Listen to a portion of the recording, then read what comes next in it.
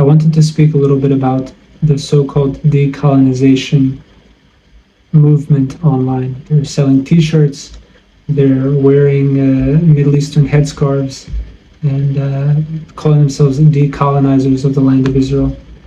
And the land of Israel is number one, first and foremost, the heritage and the promised land of the Jewish people that was promised by God to the Jewish people. And I believe it's a beautiful thing to live in the land of Israel and to follow the Torah in the land of Israel. And many righteous people in the history of Judaism speak about its greatness and highlight its holiness, and that it's a very special place. There's a movement of people that started over 100 years ago, and they were called Zionists. These people were Jewish people who were, especially in the beginning and for the most part, secular. They stopped keeping Torah and mitzvot. They stopped keeping the Torah, and they began to formulate an idea of making a state for the Jewish people, and a homeland, a country for the Jewish people. Where did this idea come from? Now, they're going to say, this is an ancient idea, it's 3,000 years old, it's written in the Torah that this is the land given to the Jewish people. First off, the original Zionists were not set on the land of Israel. They were speaking about different options. They considered a land in Africa, Uganda, if I'm not mistaken.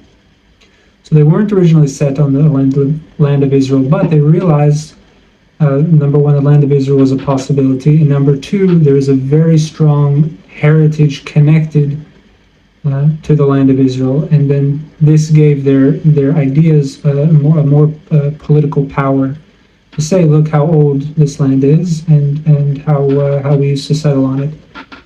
Okay, so these people were secular in nature. They did not keep the Torah and mitzvot strongly. They said very, very weird and crazy ideas, like the whole purpose of the Torah and mitzvot and the whole purpose of the rabbis was to connect the Jewish people and keep the Jewish people together until they can establish their secular state wherever they chose to do. And these are ideas that were spoken about over 100 years ago, and the rabbis of that generation were speaking out against it. The sixth Lubavitcher Rebbe said that Zionism was worse for the Jewish people than Christianity. Why would he say that? Because it put these ideas of secularism into the minds of the Jewish people, and it gave them a mission other than the mission of keeping God's will and connecting to God and learning God's will through study of Torah. And it gave them a new mission of nationalism. Where did this nationalism come from? They claim it's really a fulfillment of a 2,000-year promise, 3,000-year promise, but where did it really come from? Okay, these were the days leading up to World War I in Europe. And in Europe, before World War I, there were a few different kingdoms, a few different empires that controlled much of the land of Europe. And ideas were floating around those different European areas, and they realized, hey, we're different ethnic groups. Why is this other ethnic group ruling over us? If we're Lithuanians, why are we in the kingdom of Poland or whatever it was? If we're so-and-so, why are they ruling over us? So this is the idea of nationalism, where every ethnic group would essentially have its own country.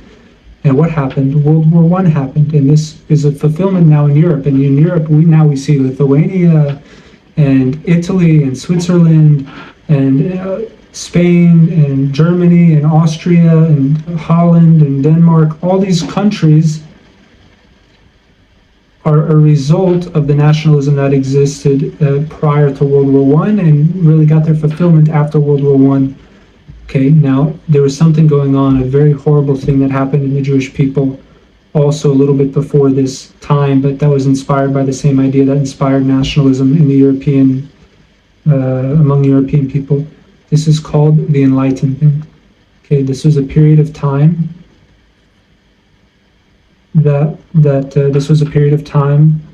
that happened in Europe, and people's ideas shifted, and people began thinking about their way of life and thinking about things in a different way. And the religion that they so blindly followed, I'm talking about the Christians, they began to question it a little bit, and they began to make changes in the way that they ran society and in their understanding of science. And some very silly Jewish people saw what the Europeans were doing and said, hey, let's do that to our religion. Why are we doing this? Why are we keeping the Torah? Let's be German outside and Jewish in the home. That's how it started. Okay? A few years later, the Jewish people were having Christmas parties, and they were having their own Christmas parties. Why? Because the Germans wouldn't invite the Jewish people to their own Christmas parties. So these secular Jewish people would have their own Christmas parties that were only attended by other secular Jews. And this movement caused a great destruction to the Jewish people.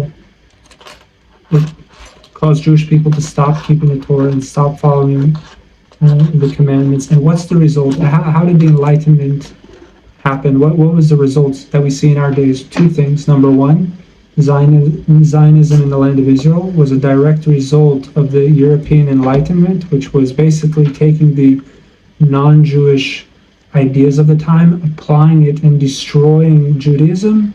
From that sprang Zionism. We'll get to that in a second. And the other thing it created was throwing away the Torah to all the other Jewish communities in the world. Not to all the other Jewish communities, but I'm talking about specifically America. That in America there was a lot of people who didn't keep Torah and mitzvot. And what's the result now? Now we have, in some places in America, some smaller cities and towns, 90% of not Torah observant Jews are intermarrying.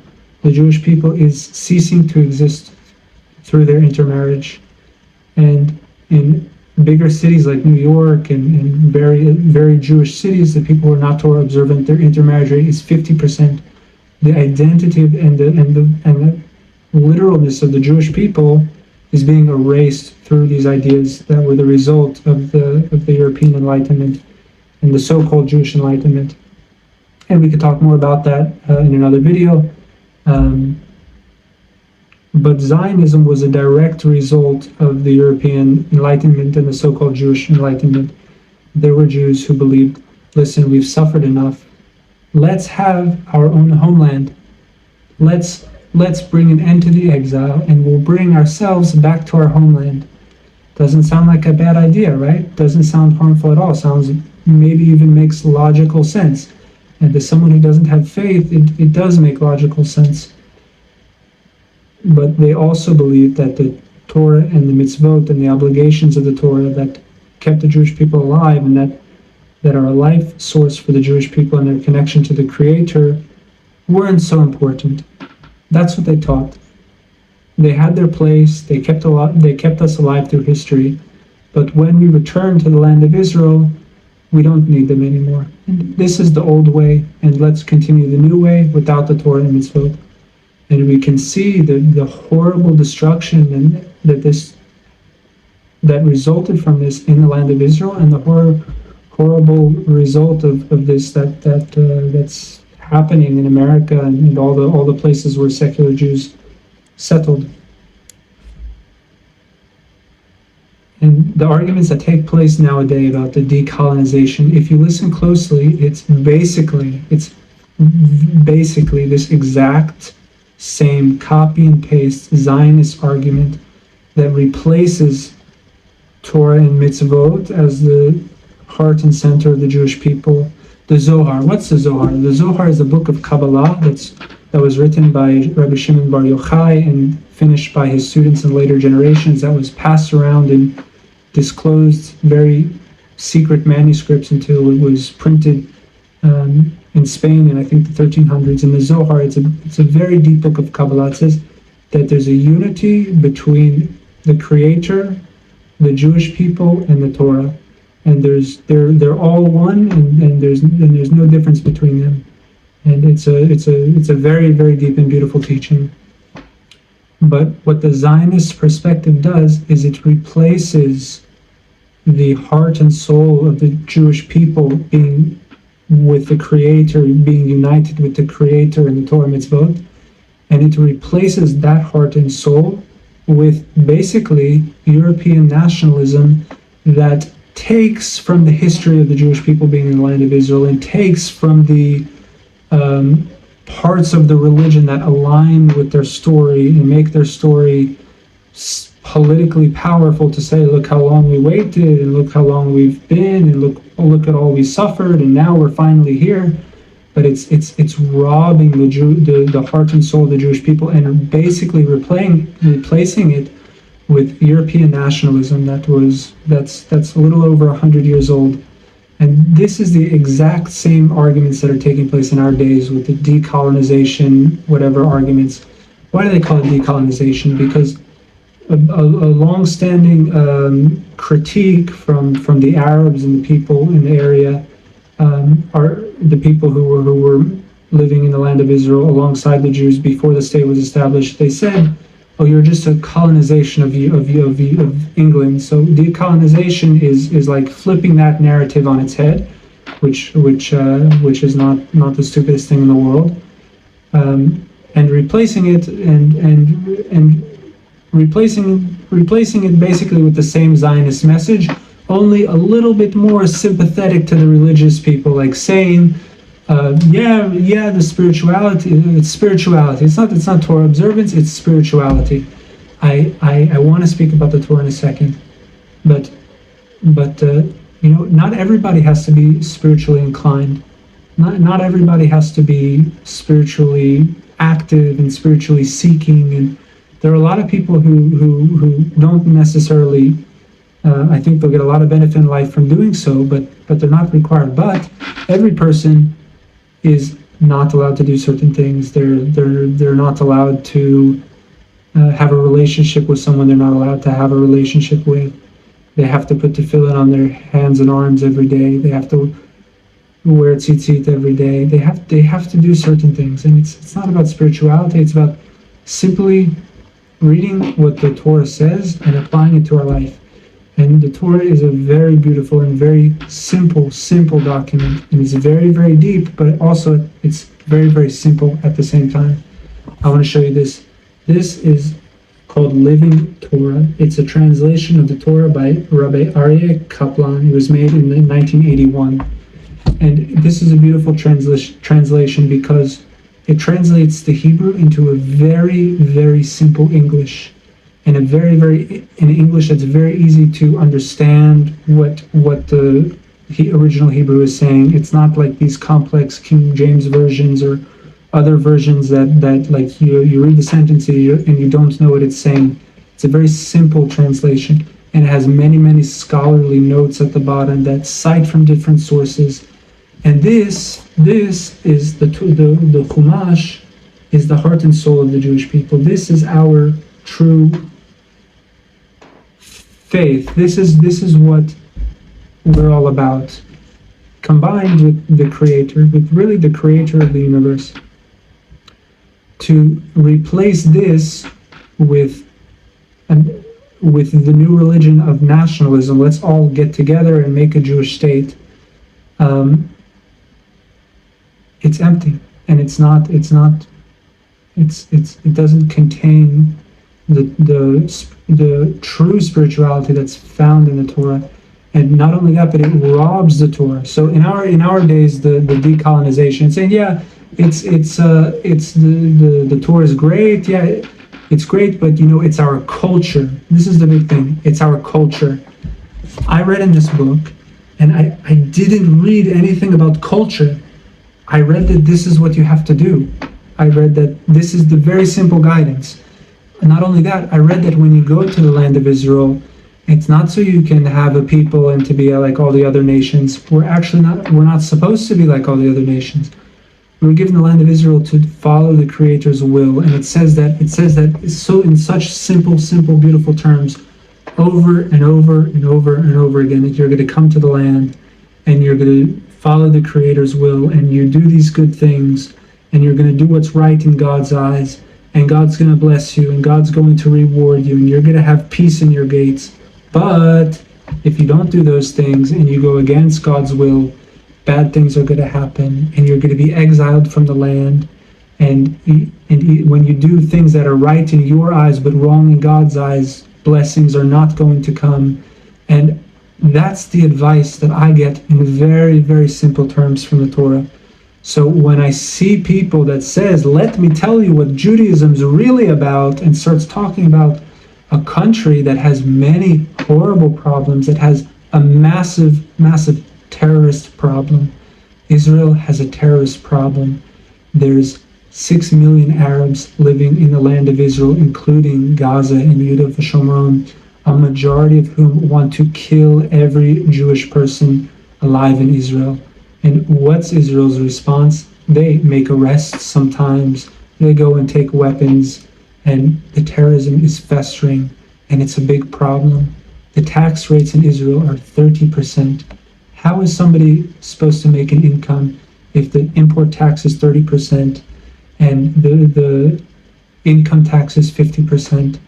And many people are living in horrible, horrible poverty, and people are working long hours for little pay. How is that ideal? How is that a fulfillment of the redemption? It's not. It's an exile. What happened to all the people who came from lands in North Africa and lands in the Middle East and lands in Yemen who were observing Torah in relative peace for thousands of years? Literally, in Iraq, Jewish people lived in peace for 2,000 years. Shortly after the state of Israel, they were ran out and attacked and found their way to Israel. Similar things happened to the Yemenite community, the communities in Iran, communities in North Africa, communities elsewhere. They found their place in Israel. What happened to those communities? I'll tell you. The secular Zionists belittled their religion that they held on to tightly for so many hundreds and thousands of years. They made them feel like they were primitive for keeping such an old religion, and they took their faith away. And now what do you see 20, 30, 40, 50, 60 years after they came? You see children and great-grandchildren who don't have a clue about Judaism. They don't have a clue about what the Torah says to do. They don't have a clue about the proper path and guidance. They know a few things that they learn from watching, growing up at home, and they can tell you a few certain things, but their knowledge is very, very low. And this is the result of the secular Zionists stripping their religion and belittling the religion and taking it away from them. You want to fit in here, drop your religion. This is what happened. And what happened to the Yemenite babies? Zionists took Yemenite babies when immigrants came from Yemen to the Holy Land of Israel, and they stole babies that were born in their hospitals, and they took them and stole them, and they gave them up for adoption. And there's evidence that they did medical experiments on stolen Yemenite babies. Look it up. And you don't believe me? Look it up. Look up what happened to the Yemenite children. This is Zionism. This is a result of Zionism. When I see people talking about how great Zionism is and let's all get together and the religion, it's our culture. It's our culture. This is what Jewish people do. In Afghanistan, they wear the hats like this, and in Pakistan, they wear the hats like this, and in India, they wear the hats like this, and Jewish people, they do this and this and this. That's wrong. Judaism is not a culture. The Torah is not a culture. This is a faith. You want to see a Jewish garment? They're wearing turbans of the Yemenites and North Africans and saying, look, this is Jewish garments. I want to show you a Jewish garment. This is a talit. These are tzitzit. Okay? The talit must be made of wool.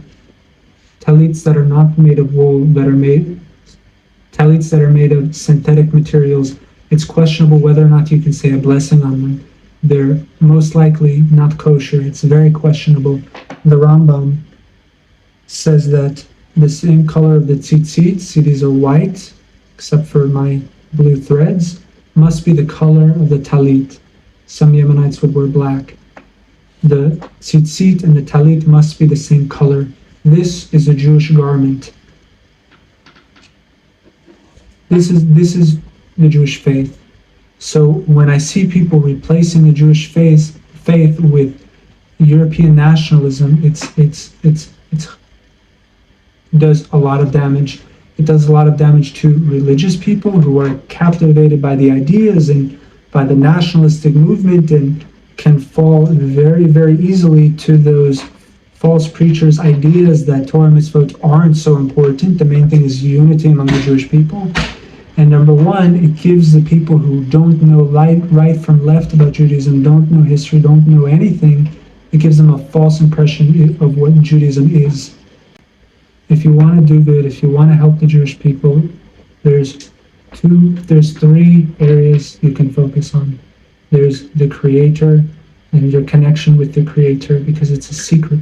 It's a secret they don't want you to know, that you can have a personal connection with the Creator, that you can find your soul.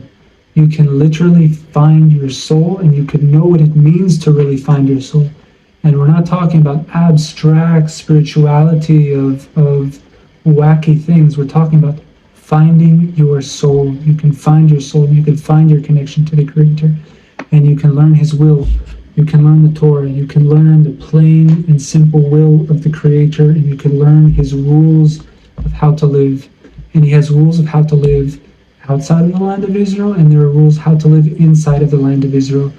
And if you think that Zionism is the heart and soul of the Jewish people, and that the state of Israel is in fulfillment of the Creator's will, I want you to look up Rambam, Mishnah, Torah. Rambam, about 1,000 years ago, wrote all the laws in the Talmud about how to make a Jewish government, how to live in the land of Israel properly, how to make a Jewish establishment that is based on the Torah in the land of Israel. People who think that the Zionist state is a fulfillment of this, it's not. In America, the Constitution is the Declaration of Independence. A lot of people consider it the heart and soul of the American spirit. What's the American spirit? A lot of people will quote the Declaration of Independence. All men are created equal, and this and that. Okay, the state of Israel was not formed by people who believed in the Torah. The state of Israel was a secular nationalist movement that was based on socialism. That was a socialist nationalist movement made by people who happen to be Jewish.